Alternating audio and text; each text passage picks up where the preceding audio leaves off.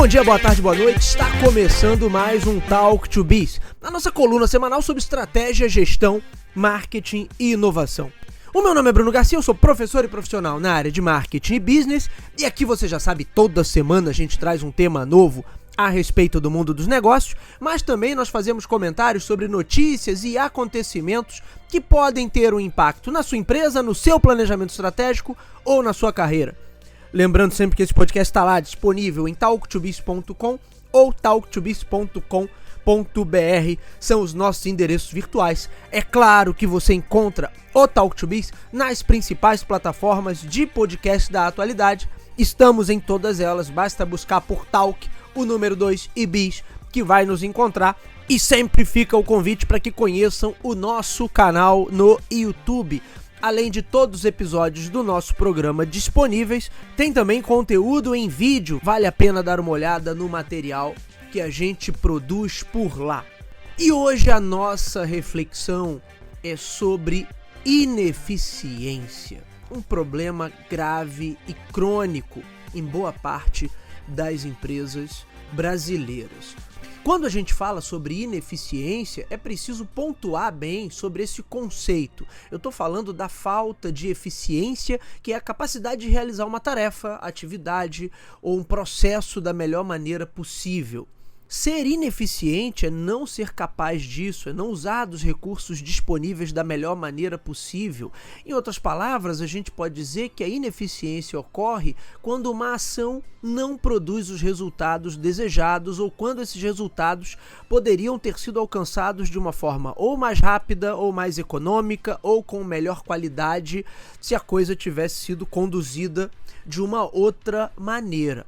E a ineficiência pode ocorrer em vários contextos por diferentes motivos e gerar também diferentes danos para um negócio. Muita gente acaba confundindo, inclusive, alguns conceitos. A galera fala de eficiência confundindo com eficácia, que são conceitos relacionados, mas que têm significados distintos. Portanto, vamos lá. Eficiência é a capacidade de realizar uma tarefa, atividade ou processo utilizando desses recursos disponíveis da melhor maneira possível. Por isso, uma ação, para ser considerada eficiente, é quando ela consegue produzir os resultados desejados com o menor consumo desses recursos que estão disponíveis. Pode ser tempo, pode ser recurso financeiro, dinheiro, energia, insumos de alguma maneira. Por exemplo, uma linha de produção é eficiente se ela produzir uma grande quantidade de produtos com o mínimo de desperdício de matéria-prima e de tempo. Já quando a gente fala de eficácia, aí é um outro conceito que é co-irmão ali da eficiência, mas na verdade eu estou me referindo à capacidade de atingir os objetivos e metas estabelecidos. Portanto, uma ação é considerada eficaz quando ela alcança aqueles resultados que eram desejados, independente de quão bem os recursos foram utilizados. Ou seja, a eficácia está relacionada ao alcance dos objetivos, enquanto a eficiência fica relacionada à otimização dos recursos durante a atividade, durante a realização daquelas tarefas que levaram a tais objetivos. Aí vamos para um outro exemplo aqui. Eu posso ter uma estratégia de marketing que é eficaz se aumentar as vendas de um determinado produto. Se era esse o objetivo inicial. Mas eu não estou medindo nessa tarefa a eficiência, ou seja, o quanto os recursos foram bem utilizados, o quanto eu fui produtivo, de certa maneira, ao desempenhar essa tarefa. E aí a gente pode concluir que a eficiência está mais relacionada à maneira como a tarefa é realizada, enquanto a eficácia está relacionada com os resultados alcançados. É claro que um caminha ao lado do outro. Ambos esses conceitos são importantes para avaliar o desempenho e a produtividade de uma empresa. Mas só que muita gente acaba confundindo e entendendo a eficácia como mais importante, isso porque tem inclusive um livro clássico do Peter Drucker, O Gestor Eficaz, que depois teve um desdobramento, que aqui no Brasil foi traduzido como Gerente Eficaz em Ação, ambos falando sobre isso. E aí, por associação, as pessoas pensam, bom, então ser eficaz é mais importante porque eu estou me aproximando ali do resultado final melhor do que ser necessariamente eficiente. Bom, isso pode ser verdade dependendo do contexto. Ser absolutamente eficaz e ser pouquíssimo eficiente pode até compensar em alguns casos, mas na realidade isso nem costuma ser um problema no dia a dia. Empresas muito eficazes costumam também ser muito eficientes. Por outro lado, os principais problemas que a gente encontra nas organizações por aqui costumam ser no campo da eficiência. E isso quer dizer que essas empresas podem estar mirando e focando nos objetivos corretos, portanto elas podem se tornar eficazes, mas podem demorar muito para alcançar esses objetivos ou nunca chegarem até eles, porque são absolutamente ineficientes. Daí o objetivo da nossa reflexão de hoje, entender essas bases da ineficiência. Por que determinadas empresas parecem tão emperradas que até as questões mais simples tornam-se extremamente complexas para serem resolvidas? E como isso impacta na nossa produtividade, que você já deve imaginar, que é óbvio que isso vai impactar de uma forma muito ruim. No final do ano passado, inclusive, eu gravei uma série de episódios aqui no Talk to Biz falando sobre os problemas ligados à produtividade. São 4 episódios aqui, olha. Episódio Talk to Biz 175, que fala sobre produtividade e os modelos de gestão à brasileira. Episódio Talk to Biz 176, que fala sobre produtividade e a aplicação porca de tecnologia. Episódio Talk to Biz 177, falando sobre produtividade e liderança engajadora. E depois eu fiz ainda um episódio do Talk to Biz 179, que fala sobre mitos da produtividade individual. Nesses episódios eu faço uma análise bem completa dos nossos problemas de produtividade, olhando aí por diversas perspectivas. Acho que vale até a pena, para quem se interessa sobre esse tema, buscar esses episódios no feed para vocês darem uma olhada nesse conteúdo que está bem legal. E é claro que, como vocês devem imaginar, todos esses pontos são questões básicas quando a gente fala sobre ineficiência. A ineficiência afeta diretamente a vantagem competitiva de uma empresa, porque tem relação com o timing, tem relação com as janelas de oportunidade de um mercado. Quando uma organização é ineficiente, toda a capacidade de inovação, de posicionamento, acaba se perdendo, porque a empresa não vai ser capaz de reagir a tempo nunca. Também vão por água abaixo todas as abordagens comerciais, de marketing, de exposição positiva, porque nada vai caber nesse timing. É impossível aproveitar as janelas de oportunidade porque a organização torna-se incrivelmente lenta. Até pequenas mudanças e ajustes internos que seriam de repente decisivos para que uma empresa corrija alguns rumos e elimine desperdícios são inócuos, porque quando tudo acontece já costuma ser tarde demais. E aí a gente faz o link. Ineficiência, claro, leva também a um cenário crônico de improdutividade, porque se a empresa demora muito mais para tomar decisões ou para fazer com que os projetos caminhem, isso certamente vai se refletir no seu faturamento e no valor agregado que cada funcionário está gerando. Portanto, nossa improdutividade crônica é uma das consequências diretas da ineficiência crônica. Levamos muito mais tempo para gerar a mesma riqueza que em outros contextos poderia ser gerada de uma forma muito mais rápida. Também é importante lembrar que isso tem uma consequência direta no clima organizacional. As pessoas ficam desmotivadas, a morosidade passa a ser encarada como uma constante no ambiente interno e, por tabela, aqueles que querem se encostar veem nisso uma oportunidade de ouro, porque a ineficiência geral vira a desculpa perfeita para que todas as tarefas sejam atrasadas. E aí a gente chega num ponto, né? A ineficiência, além de tornar a empresa capenga no que tange a sua atuação no mercado, também vai corroendo qualquer capacidade interna de reação, na medida em que vai desmotivando e afastando os melhores funcionários, as melhores cabeças, mas torna a empresa uma verdadeira mãe para os folgados, para os incompetentes, para aqueles que não têm muito a contribuir. Agora é interessante também nessa reflexão a gente olhar para as potenciais causas da ineficiência crônica que a gente vive por aqui. Existem diversos fatores que podem contribuir para que uma empresa se torne ineficiente. Vocês vão ver, inclusive, que todos têm relação com a produtividade, seguindo exatamente as temáticas até desses episódios que eu gravei no final do ano passado. Alguns dos principais gargalos incluem desalinhamento estratégico, modelos de liderança, modelos de gestão, processos mal desenhados, baixo investimento em tecnologia e a presença da não estratégia, que é quando a empresa absolutamente não sabe para onde ir, cada setor mira em uma direção e aí a confusão passa a reinar. Pela ordem aqui, vamos falar rapidamente sobre desalinhamento, que talvez seja a origem de todos os demais problemas graves que esse tipo de empresa vai enfrentar. Desalinhamento estratégico acontece quando os objetivos, metas e ações de diferentes partes de uma empresa não estão sincronizados ou não estão em consonância, em sintonia com a estratégia geral. Ou então quando não existe, de fato, um direcionamento estratégico. Quando a gente não tem quase nada bem alinhado, os setores, as equipes acabam todos perdidos. E aí, por óbvio, como é que as pessoas podem priorizar e dar foco em alguma coisa se ninguém sabe ao certo para onde estamos seguindo? Também como reflexo dessa não estratégia, qualquer tomada de decisão é prejudicada. A informação não circula direito e esse ainda se torna um terreno fértil para todo tipo de conflito. Também é muito provável que o desalinhamento estratégico seja reflexo de modelos de gestão e liderança tortuosos.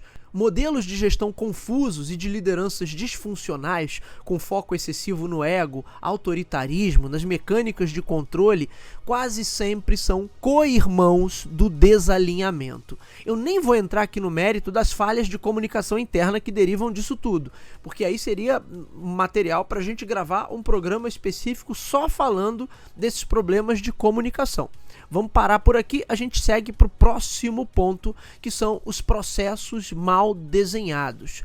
Processos mal desenhados podem ser uma fonte significativa de ineficiência, porque eles afetam direto ali na produtividade, eles afetam a qualidade, afetam a satisfação do cliente e, por tabela, afetam os resultados financeiros de uma empresa.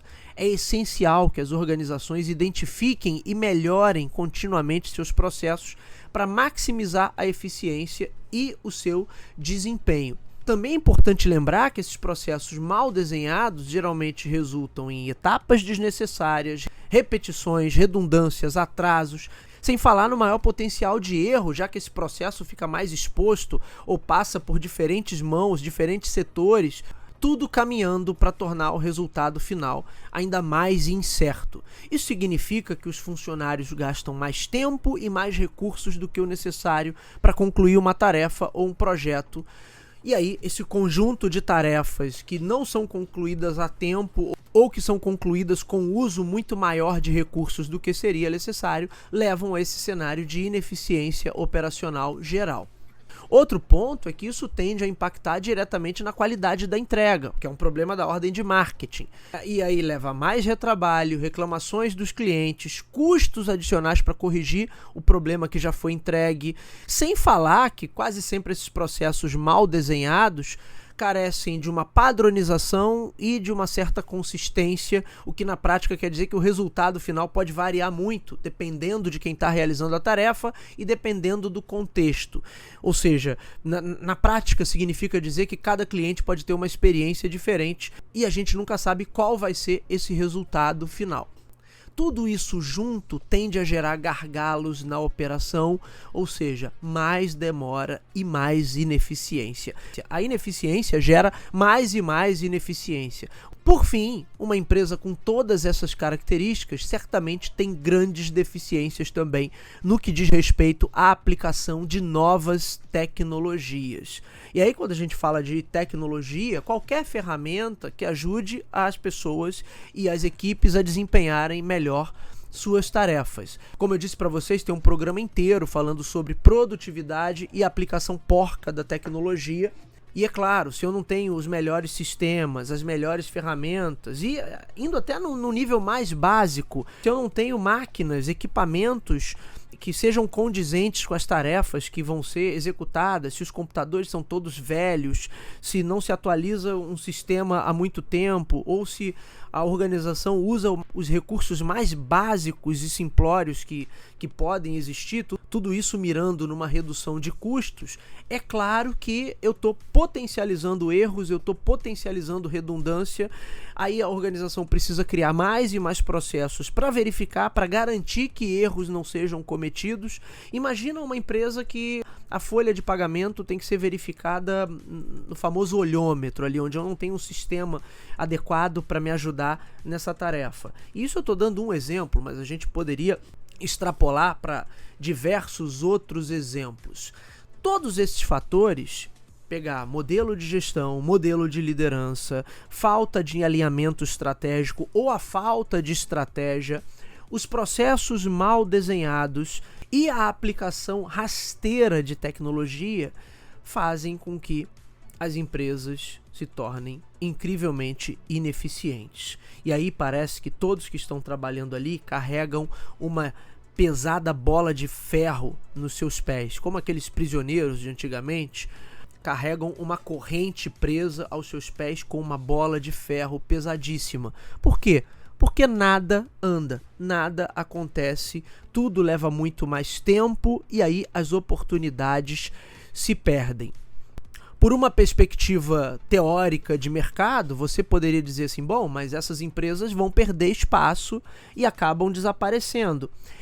Isso é uma meia-verdade, isso é na teoria. Na prática, muitas vezes essas empresas conseguem se manter por algum tempo por conta de condições específicas, ou porque elas, naquele cenário ali, não tem uma concorrência direta, de repente tem algum tipo de vantagem que não deriva do seu dinamismo ou da sua capacidade de inovação, mas sim uma vantagem econômica ou talvez uma vantagem política, mas ainda assim, repara que eu estou saindo da esfera de mercado em si, da competição pela perspectiva do marketing, para me apegar a outros elementos que podem garantir que mesmo uma organização que é absolutamente ineficiente, ela se perpetue. Também aqui, da mesma forma que quando a gente fala de produtividade, há uma questão cultural. Existem elementos culturais aqui no Brasil que tratam dessa ineficiência quase como um legado, talvez um legado histórico nosso, quase como um patrimônio nacional, o que é um absurdo. Portanto, acaba sendo muito complicado para você resolver problemas ligados à ineficiência e que aí, como a gente já viu, estão conectados aí essa história toda da produtividade, se o entendimento das pessoas ainda é feudal no que diz respeito a como deve funcionar uma empresa, como as relações devem ser desenhadas ali dentro, como os processos e a própria estratégia deve ser concebida. Tudo isso pesa muito para esse cenário geral, onde a gente rema, mas tem a sensação clara que não está conseguindo sair do lugar. Eu deixo vocês com essa reflexão para a semana. Será que na empresa de vocês estamos sendo mais eficientes? Será que estamos adotando as medidas certas para que a organização funcione da melhor maneira possível?